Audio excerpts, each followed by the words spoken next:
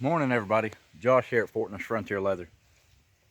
You know what we're all about is making, trying to encourage people to be self-reliant and making leather gear to help people be self-reliant.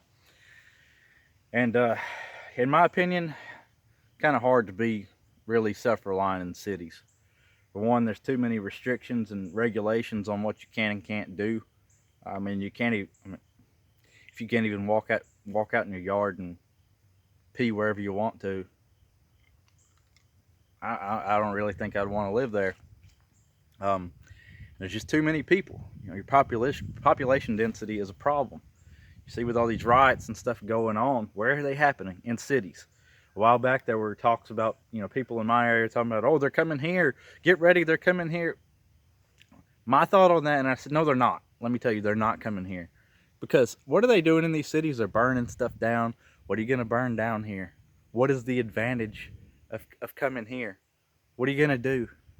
Not to mention the fact that they would likely be met with a little more force than they're running into in these cities where there are so many regulations. We're not as regulated out here. We'll regulate you. Or I will. I mean, I don't know about other people. I mean, I think a lot of people are all talk, but I promise, if those people came to my house wanting to start something, they will be met with force. And I'd rather not do that. I want to be left alone. And honestly, I think we will be left alone. I'm not too worried about that. But if you're in a city, you got more things to worry about. And I would highly recommend that you get out of cities. Come out to where it's more peaceful, where you can grow your own food, where you can hunt for your own food, and just be more self-reliant. In a cleaner environment, just have more peace of mind. I think this is how people were meant to live. They were not meant to live in these, big cities, crammed up underneath each other. It just seems like bad news to be all up in everybody's business all the time, especially when there's a pandemic going on. You're breathing and brushing up against each other, and come out of there. The elections are coming up. Possibly bad things could happen.